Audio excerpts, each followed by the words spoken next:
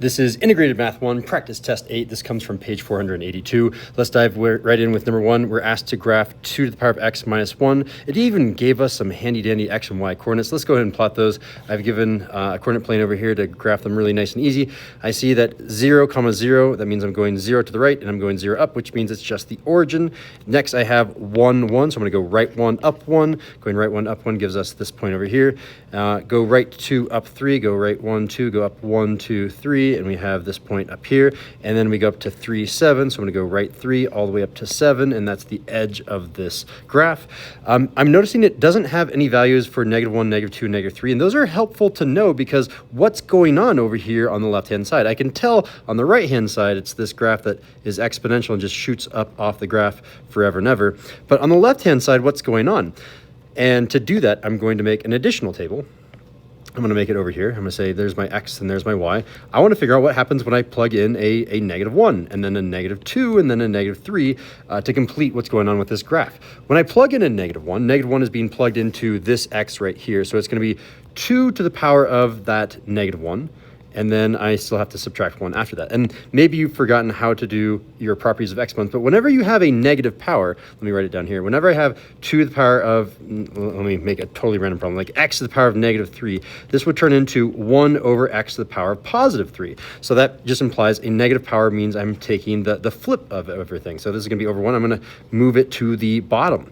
So when I move it to the bottom, this is going to turn into 1 over 2 to the power of +1, which is just 1 over 2. And then I'm going to subtract 1. 1/2 minus 1 is just -1/2. How do you know that, Mr. Snell? Because I'm a genius. No, it's because I happen to know that I can multiply the top and bottom here by 2 and 2. So really, this is the same thing as, oh, wow, I'm really running out of room here, aren't I? Let me move all of you to the left, and I think I have a little bit more room. I can say that this is the same thing as 1/2 minus 2 over 2, and now that I have like denominators, 2 and 2 are the same, I can say my final answer is going to be something, oh, that was too big of an equal to sign. This is going to be the same thing as something over 2, and that something is, well, 1 minus 2 is a -1. So it's -1/2, and I can plot that. So if I go left 1, I'm going to go down 1/2. So I'm going to go left 1, and then I'm going to go down 1/2, and that's going to be my next point. And then I need to do the same thing for this value. So I'm going to write maybe a little bit smaller here, and I say this is going to be 2 to the power of -2 minus 1, just plugging into our formula. Whenever I have a negative power, that means it's a flip. So it's going to be 1 over 2 to the power of +2 minus 1, which is the same thing as 1 over 4 minus 1. Okay, now I need a like denominator. So again, I'm going to multiply the top and bottom here by 4 and 4. And this is going to be the same thing as 1/4 minus 4/4. And that's the same thing as, well, the 4's stay behind. So this is going to be something over 4. And then 1 minus 4 is -3.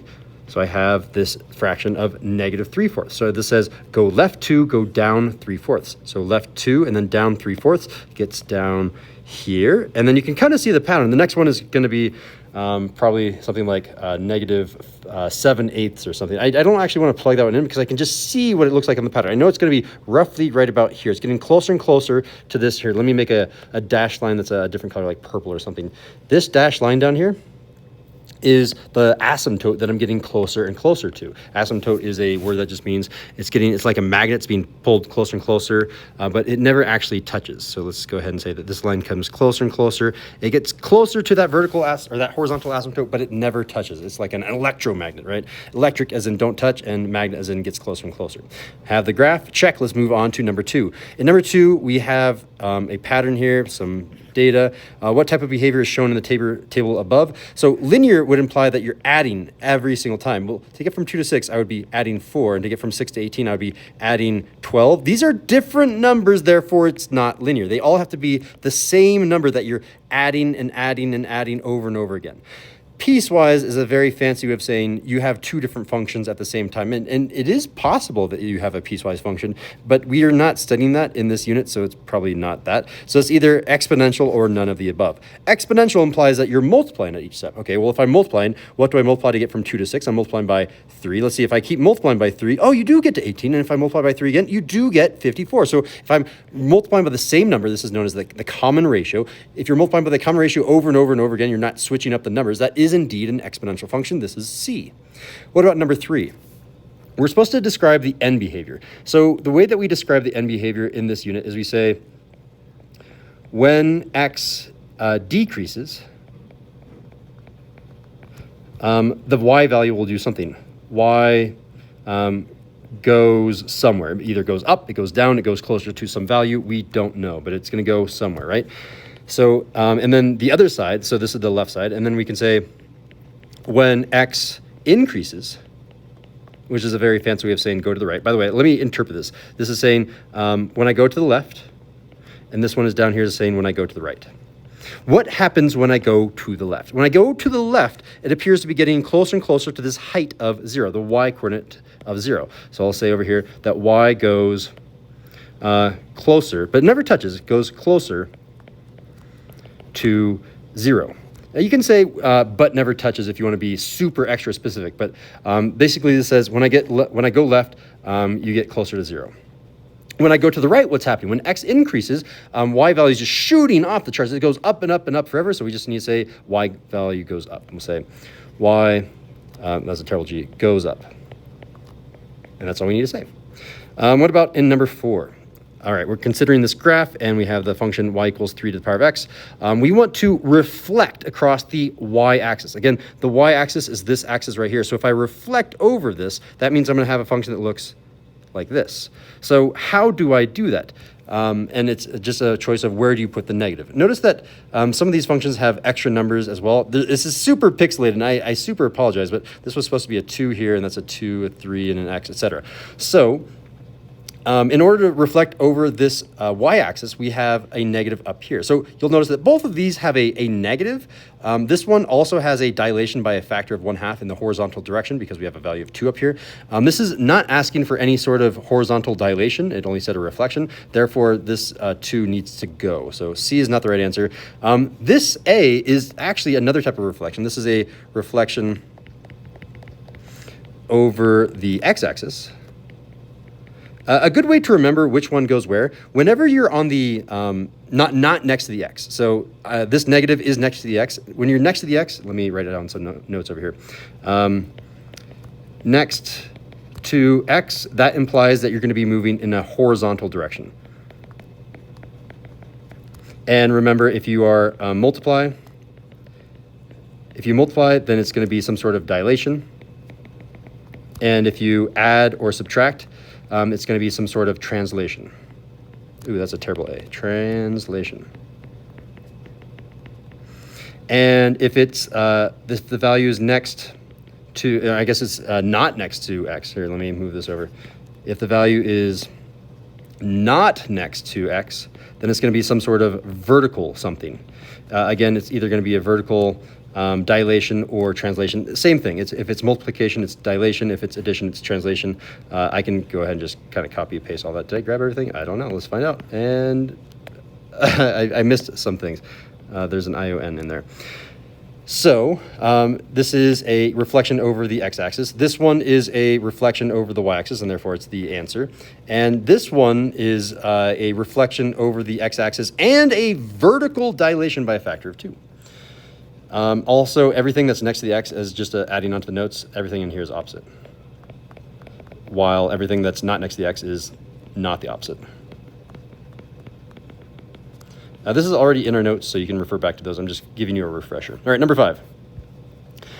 We have 2 to the power of x plus 5. How did that change from 2 to the power of x? Well, we added 5. And again, is that next to x? Well, it's not plus 5 up here. That would be next to the x. If it's not next to the x, we know that affects some sort of vertical thing. And back over here, I wrote my notes, right? So if it's not next to the x, which is where we are, it's going to be some sort of vertical. Is it a dilation or a translation? Are we adding or are we multiplying? Over here, we are adding, so therefore it's a translation, which means up, down, left, right, which doesn't help us.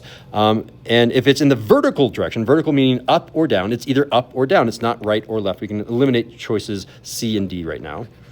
And is it going to be the opposite? When I add, I normally think it's going to go up. Let's go ahead and remind ourselves. When I'm not next to the x, it's not the opposite. So if it's not the opposite, then a plus 5 means up 5. We can come back over here and say up 5. What about number 6?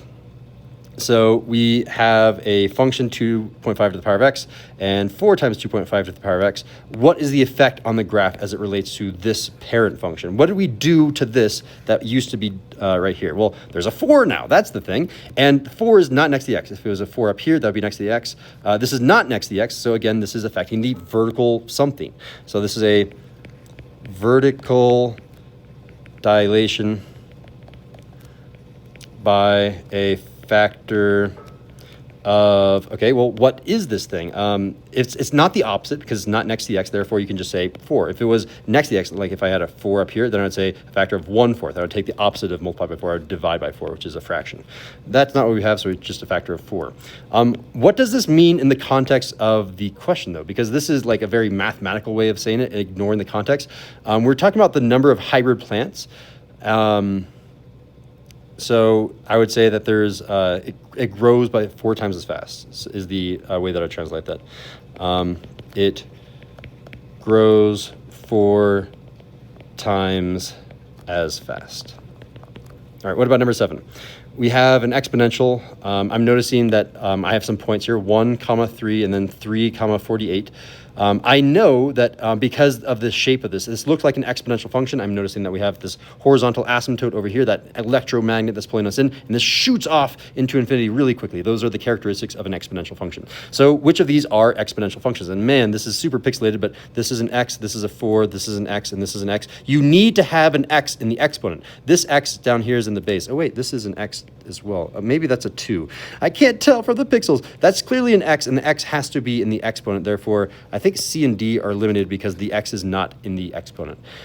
So it's a choice between flip-flopping the 3/4 and the 4, which one goes where and why. So we can't tell, it's so pixelated, there's no way to tell what the y-intercept is. This is x minus 0, which means this number is the y-intercept. And I can kind of tell that it's not 4 because 4 would have been right about there. So I'm leaning towards A, but let's go ahead and show you how to answer this in another way. It's important to know how to have all of your tools used on a problem. So if I'm going from 3 and I'm multiplying to get to our next value, we do know this value. This value right here is 12. So if this value right here is 2, 12, what did I do to get to this from the first term to the second term? I got from 3 to 12. Well, that means I've multiplied by 4 to get from here to here. And check it out. To get from 12 to 48, again, you multiply by 4 to get to 48. So if I'm constantly multiplying by 4, multiplying by 4, multiplying by 4, the shortcut is 4 to the power of some number, in this case 4 to the power of x. So yet another way to answer it, it's still A. What about number 8? We have an equation. We're looking for the initial amount, the growth rate and the domain and the range, all of this function. So analyzing all the features of this function. So the initial amount is whatever number I have out in front. So I can say that the initial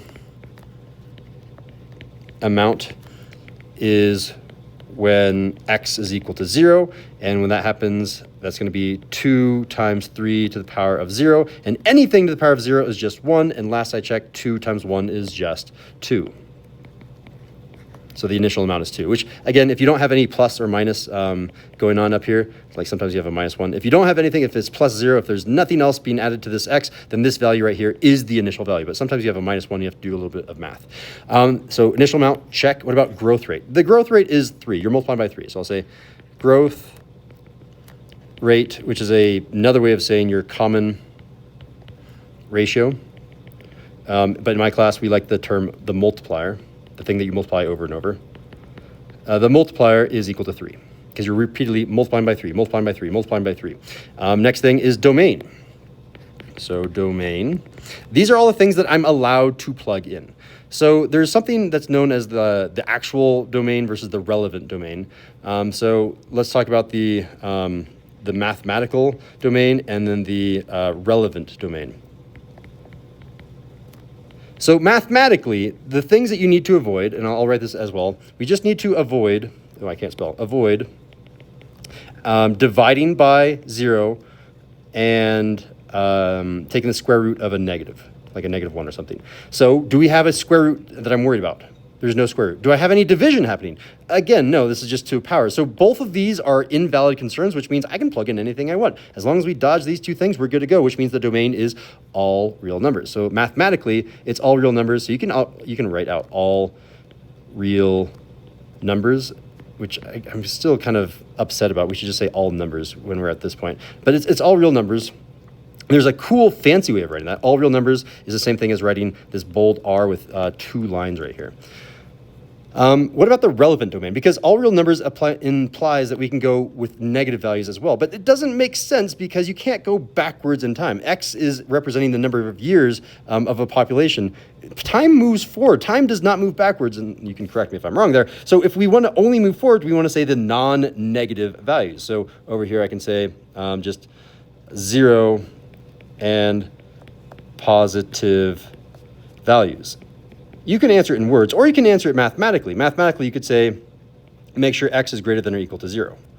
Or if you want to answer it, this is inequality notation. What if you want to answer it with interval notation? You can say, well, it goes from 0 all the way to infinity. There's a bunch of different ways that you can answer this. You can choose whichever one. Again, I gave you 3 different options there. Either one is going to give you full points. And again, relevant domain is like putting this equation in the context of the problem. Mathematically, you're ignoring what's going on there, and you're just saying, hey, just with that math, as long as we avoid these 2 things, hey, that's the answer. Okay, what about the range? Again, there's the mathematical range, and then there's the relevant range. Mathematically, we can do almost anything we want. Remember what a graph looks like, too. So an exponential graph of, this one is basically just 2 to the power of x. It's, here, let me do a different color. It's basically going like this. Notice I can go all the way to the left and all the way to the right, which is why this is all real numbers for the domain. But in terms of height, the y-coordinates, what am I allowed to do? Look down here. There's no man's land down here. You can't put anything down here, which means you have to say that for your range. Don't go with negative values. And in fact, you can't even hit 0 because this blue line gets closer and closer and closer to a height of 0, a y-coordinate of 0, but it never touches 0. So we want to say it won't hit 0 and it will never hit anything negative. So how do we say that mathematically? You can say x values have to be greater than 0. That's the, it's a y value though, it's range. What are you talking about, Mr. Snell? I should say the y values, the heights have to be greater than 0. You could also say that you have to go from 0 all the way to infinity. You can't touch infinity and you can't touch 0. So either one of those would give you full points. You could also write it out in words and say y has to be positive values. So you could say y has to be positive. And by the way, 0 is not positive, it is not negative. It is the no man's land in between positive and negative. So if I say positive, that does not include 0. What about the relevant domain? Because I'm not allowed to plug in values that are negative. I have to have just 0 and positive values, which means 0 is kind of like the gatekeeper of the range. When I plug in 0, what is the smallest value of my y that I can get? When I plug in 0 here, this is 3 to the power of 0, and anything to the power of 0 is 1, and 1 times 2 is 2, so it goes 2 on up. So the way that we say that is y has to be, it can be 2, so it can be greater than or equal to 2, or you can say 2 with a square bracket to infinity, or you can answer it in words and say y can be 2 or bigger. Whatever floats your boat or sinks your sub. I do incentivize using more mathematical notation. That's a notation that you'll be seeing in higher level maths. All right, let's see what we've done. We've done growth rate, we've done domain, we've done range. We did all of the things. Let's move on to number 9. We have a table here that all of these questions are going to be referring to for this entire page until we hit number 12. So the next 3 problems are based off of this table. What's going on? We got 2 different banks, we got 2 different interest rates, and 2 different frequencies on how often they're compounded. What is the effective monthly interest rate by the local credit union? The local credit union is given annually, so we need to convert this annual percentage into a monthly percentage. Here's how you do that. You convert this into I'll write out our procedure. First, we're going to convert from a percent to a decimal. So here's how we do that. We had, we have 9%, and we are going to convert that into something that is a decimal. Normally the decimal place is here. We're going to move it 1, 2 to the left. I need to have a placeholder value right here. The decimal place is now going to be right here, and I'm going to erase everything else, including the percentage. So this is the decimal 0.09. So that was step 1. Step number 2, we're going to use the formula, which is 1. You can do plus or minus your percentage that you just found as a decimal, and that's going to be to the power of x or n or whatever variable that you want. In this case, that's going to look like this. I am going up because this is when you leave money in the bank, it goes up. It doesn't go down unless you talk about inflation. But that's a whole story for another time. So this is going to be 1 plus that value of 0.09. And last I checked, that's going to be the same thing as 1.09. So I have 1.09 to, again, power of x, but I can kind of ignore all of that. That's the thing that we're going to be multiplying over and over again. And then next we need to convert. The way that we convert this is we want to say, does this value need to get bigger or does it need to get smaller? Well, we have 9%, and that's annual. This should be getting smaller because we want to cut it into little month-sized pieces when it's a giant year-sized piece right now. So it needs to be smaller, meaning I need to take my 1.0, oh, that's supposed to be a bigger zero, 1.09, and make this to the power of 1/12. If I did this to the power of 12 and not 1/12, then it would be getting bigger. If I do it to the power of 1/12, it's going to be smaller. So this is a calculator question. So let's pull up a scientific calculator. I'm just going to use the Desmos scientific calculator. I'm right-handed, so let's move this on the left. Let's go ahead and clear the screen. What do we have here? This is going to be 1.09 to the power of, and then I'm going to have a fraction. The top of the fraction is 1. The bottom of the fraction is 12. And therefore, this new number is 1.007207. It goes on and on and on. Okay, so what does this mean? And then I guess step 4 is to interpret. We need to interpret that, and the way that we interpret that is we ignore that 1 that was being added or subtracted. So I'm going to ignore that 1, and I'm going to convert that back into a percent. I'm going to say this is 0.007207. Again, ignoring the 1, so that's where it went. And then I'm going to move this 1, 2 to the right. So if I do that, that's going to be boink, boink right there. This is going to turn into 0.72. I'm going to ignore the 0.7, etc. So this 0.72, it's now a percent because we moved the decimal places, and I am done. And look at this, 0.72% is option D. What about number 10? What is the effective annual interest rate offered by the other one? So First and Loan gave us monthly, and we need to convert this into something else. So let's do that same procedure before, right? So I had 0.6%, and I'm going to convert that into here, I realize that I'm working on this problem down here. So let me start down here. This needs to be converted into a percent. So the way that or into a decimal. So to convert it into a decimal, 1, 2 to the left, there's a decimal place right there. There's a 0 right there. And we are going to say that this is the same thing as 0.006. So step 2 is to make this 1 plus that, or 1.006. And then do I want this number to be getting bigger or smaller? Well, it was monthly, which is a tiny little bite-sized piece. I want a giant year, so I want it bigger, so it's going to be 12. Again, this 12 comes from the fact that there are 12 months in a year, and we need a calculator to solve this problem. With pen, please, Mr. Sindel. This is equal to calculator. Come on up. Scientific calculator. Move to the left, make you smaller. Ready, set. 1.006 to the power of 12 is 1.0744. All right, so calculator, go away. Now I'm going to interpret this. Okay, so the way that I do that is I ignore the 1 because I was being added, so I don't move. Again, multiplying by 1 doesn't move anything. So I have 0.0744. Convert this into a percent again, 1, 2 to the right. And this is going to be 7.44% for the annual rate. And 7.4% is the closest we got, so we're going to go with option A. What about number 11? Which one should Joey use? Well, you can compare either one. Who wins between 0.72 and 0.6? Well, that's local credit union. Which one wins between 7.44 and 9? Again, local credit union. Regardless of how you interpret these, the answer should always be the local credit union. Let's go ahead and answer this. We'll say, Joey, listen to us, bud. Local credit union is the answer,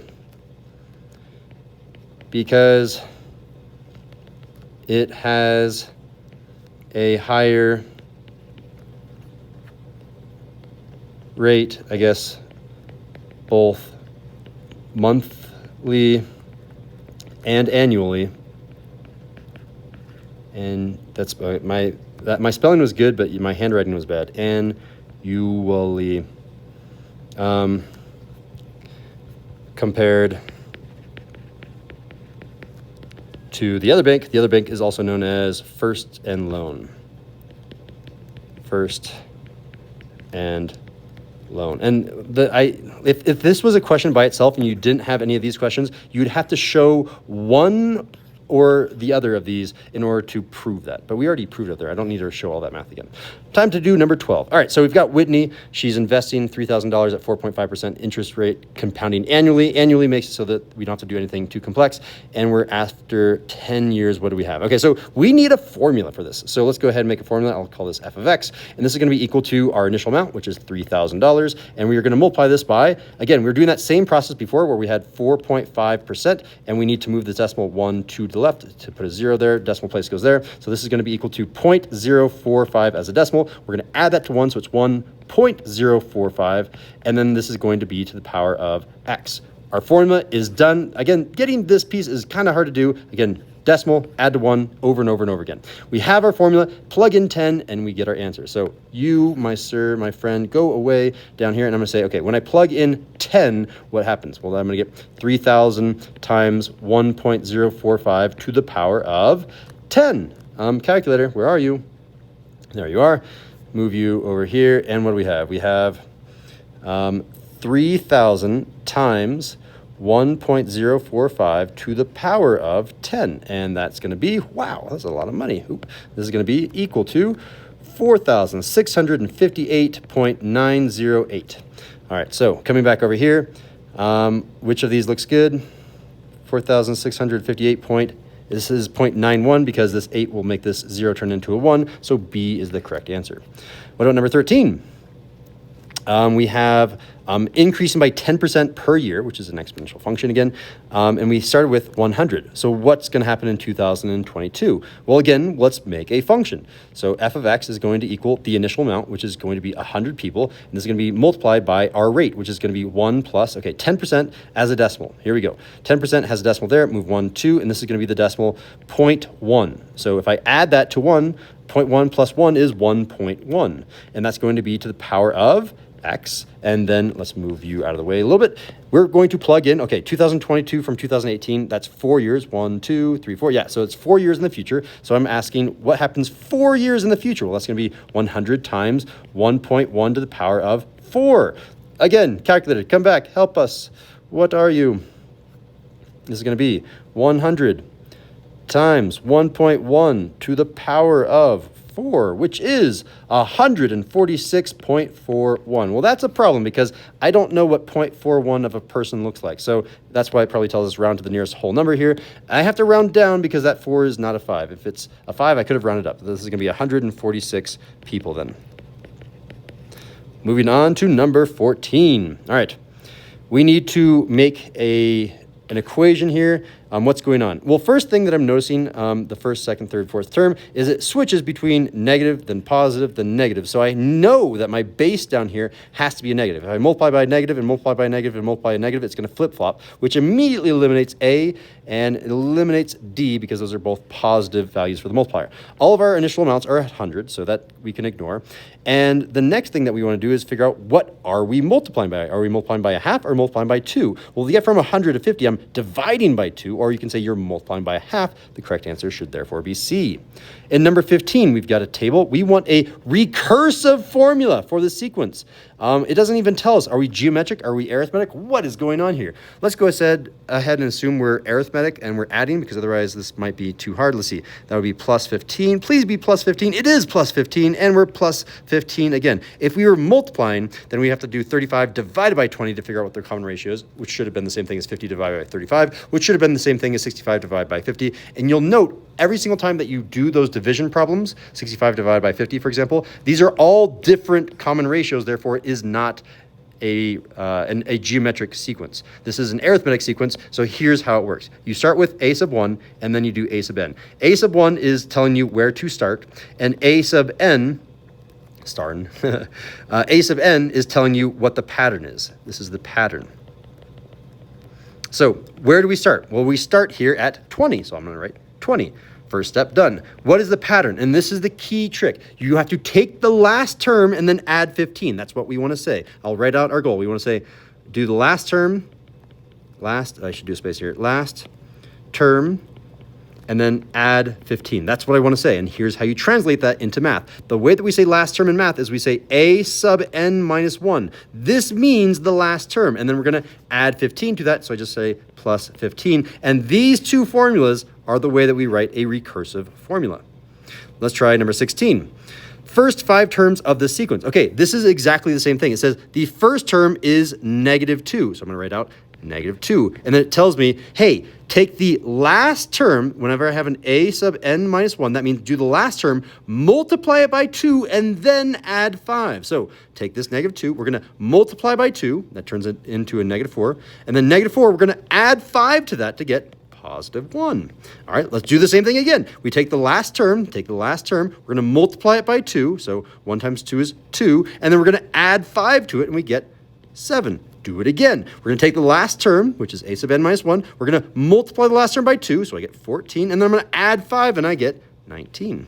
And how many terms do we need to do? We need the first 5 terms. I have 1, 2, 3, 4. I need one more term. So after 19, we need to take the last term, which is 19. We're going to multiply it by 2, so we get 38. And then we're going to add 5, and we get 43.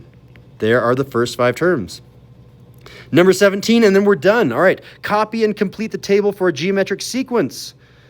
And we're going to assume that the first term is 3. So if the first term is 3, it's already filled in the table. And to get the next term, you take the last term. This a sub n minus 1 is the last term, and then just multiply by 4, multiply by 4, multiply by 4. If you see no sign in between here, that means multiply by 4 at each step. So to multiply by 4, we're going to say 12. 3 times 4 is 12. Times 4 again, 48. Times 4 again, well, here's how you multiply by 4 if you don't know. It's you do times 2, so times 2 is 96, and you times 2 again. Okay, this is a little bit hard for you to do. Here, let me show you a cooler way of doing this. Did you know that 48 is the same thing as 50 minus 2? If I double those, I get 100 minus 4. So there's the first doubling. That was just times 2. If I double again to get to 4, I get 200 minus 8, and 200 minus 8 is 192. Cool, so there's my table. I think that's the only thing I needed. Oh, it has these values in here. Okay, we do 4 times what? We do 4 times the previous value. This should be a 12 in here. And then 4 times what? The previous value of 48. And now we have all the previous values. Excellent. All right, that concludes the full-on practice test for practice test 8 for Integrated Math 1. Let's go ahead and look at all these pages. There's page 4, page 3, page 2, and page 1. Thank you for watching.